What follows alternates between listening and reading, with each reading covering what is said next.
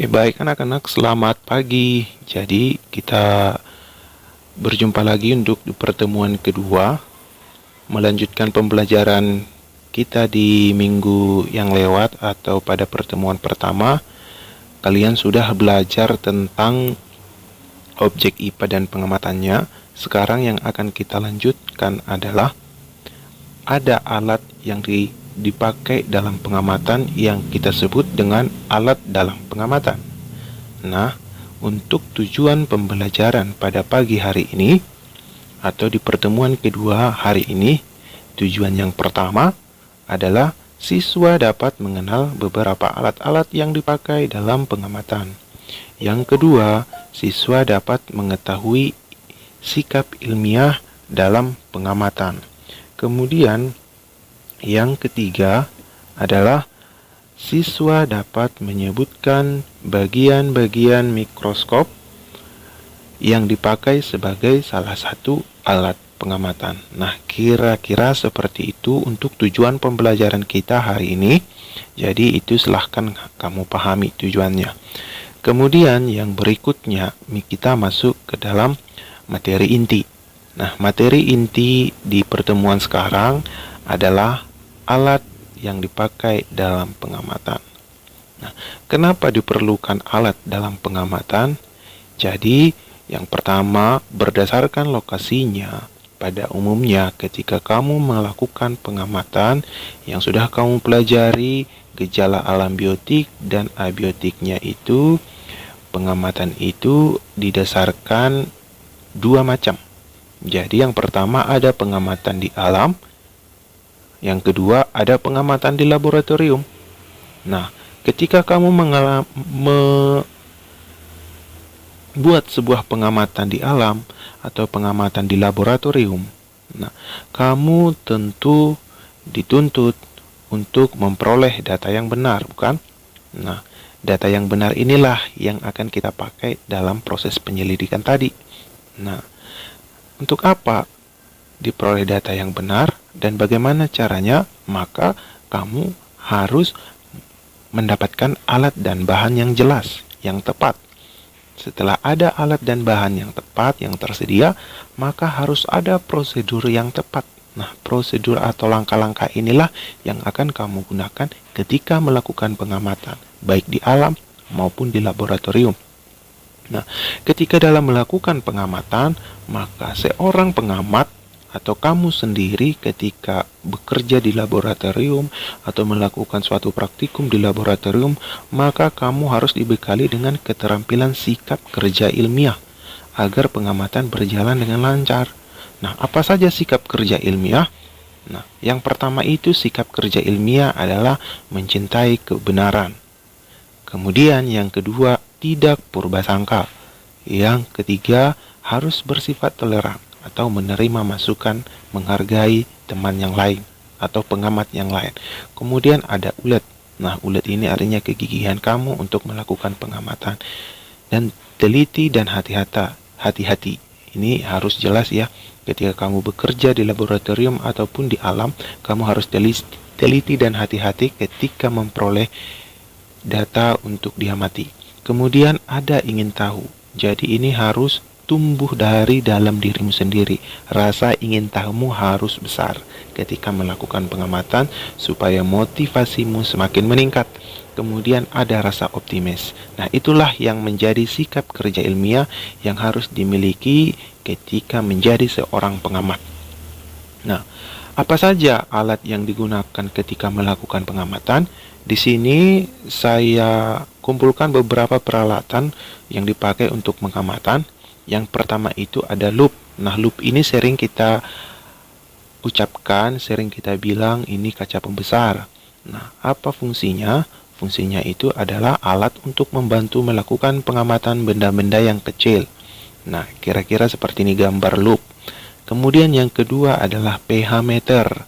Nah, pH meter ini berfungsi untuk mengukur derajat keasaman cairan. Nah, pH meter ini ada yang sistem digital atau ada yang pH meter yang sistem manual seperti kertas lakmus. Kemudian yang ketiga adalah termometer. kamu tentu sudah mengenal apa fungsi daripada termometer. Nah, termometer ini fungsinya adalah alat yang dipakai untuk mengukur suhu. Kemudian yang berikutnya ada barometer. Nah, barometer ini berfungsi untuk mengukur tekanan udara. Kemudian alat berikutnya ada juga namanya hygrometer yang digunakan untuk mengukur kelembapan udara. Nah, beberapa alatnya boleh kamu perhatikan di samping keterangan daripada fungsi alat tersebut. Kemudian yang berikutnya ada mikroskop. Mikroskop ini adalah alat yang dipakai untuk mengamati objek yang berukuran sangat kecil atau renik. Artinya, mikroskop ini mengenal benda yang tidak bisa kita lihat secara langsung. Nah, kira-kira bentuk daripada mikroskop atau gambarnya ada saya tampilkan di samping keterangan informasi fungsinya.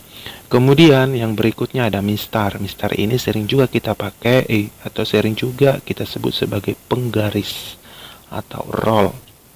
Apa fungsinya? Ya, benar, alat yang dipakai untuk mengukur panjang. Kemudian yang berikutnya ada timbangan. Nah, timbangan ini selalu berada di lingkungan kita, sering kita lihat alat yang dipakai untuk mengukur massa suatu benda. Nah, kira-kira ini bentuk timbangan. Nah, itu alat-alat atau beberapa peralatan yang digunakan ketika melakukan pengamatan. Tetapi untuk materi inti kita hari ini pada pertemuan kedua yang menjadi fokus kita adalah kita mempelajari mikroskop yang digunakan sebagai alat pengukuran dalam suatu pengamatan. Nah, mikroskop dan penggunaannya. Nah, sebenarnya mikroskop itu berasal dari bahasa Yunani. Mikros artinya kecil dan skopen artinya melihat. Adalah sebuah alat melihat objek yang terlalu kecil untuk dilihat dengan mata kasar. Ilmu yang mempelajari benda kecil dengan menggunakan alat ini disebut mikroskopi. Dan kata mikroskopik berarti sangat kecil, tidak mudah terlihat oleh mata. Nah, inilah gambar mikroskop. Kita akan jelaskan mengenai bagian-bagian mikroskop. Jadi yang pertama itu paling dekat dengan pengamat, dekat dengan mata, disebut dengan lensa okuler, di mana fungsinya untuk membantu bayangan nyata dari lensa objektif.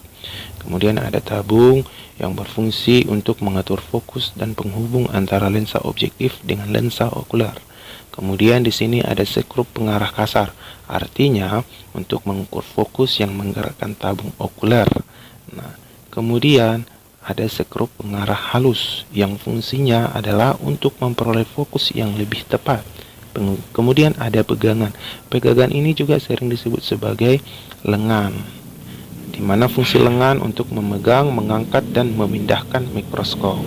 Kemudian ada pegangan sedia. Pegangan sedia ini sering juga disebut dengan penjepit preparat. Kemudian ada sendi inklinasi yang fungsinya untuk mengatur derajat kemiringan daripada mikroskop. Kemudian ada cermin. Cermin ini berfungsi untuk memantulkan cahaya ke dalam diafragma. Kemudian ada kaki mikroskop. Nah, kaki mikroskop ini tujuannya untuk meletakkan alat laboratorium ini pada bidang yang memang tidak datar. Kemudian bagian mikroskop berikutnya ada revolver. Revolver ditunjukkan pada gambar, fungsinya sebagai tuas penyangga lensa objektif agar dapat mempermudah pengaturan nilai pengamatan dari mikroskop tersebut. Kemudian ada lensa objektif yang berfungsi untuk memperbesar bayangan objek pengamatan dari 10 kali hingga 100 kali. Nanti lensa objektif ini ada 3 jenisnya, tergantung berapa jumlah perbesarannya masing-masing lensa. Kemudian ada kondensor. Kondensor ini berfungsi untuk mengumpulkan cahaya yang dipantulkan cermin pengatur. Berikutnya ada diafragma, di mana fungsi diafragma untuk menentukan berapa banyak jumlah cahaya masuk dan difokuskan ke dalam objek pengamatan. Berikutnya ada pengatur kondensor. Pengatur kondensor fungsinya sebagai alat sekrup kondensor. Nah, untuk materi hari ini kita sampai pada mikroskop dan penggunaannya. Jadi silahkan kamu terus mengulang-ulang pelajaran supaya kamu lebih ingat pelajaran-pelajaran yang sudah lewat. Sekian pertemuan hari ini. Terima kasih.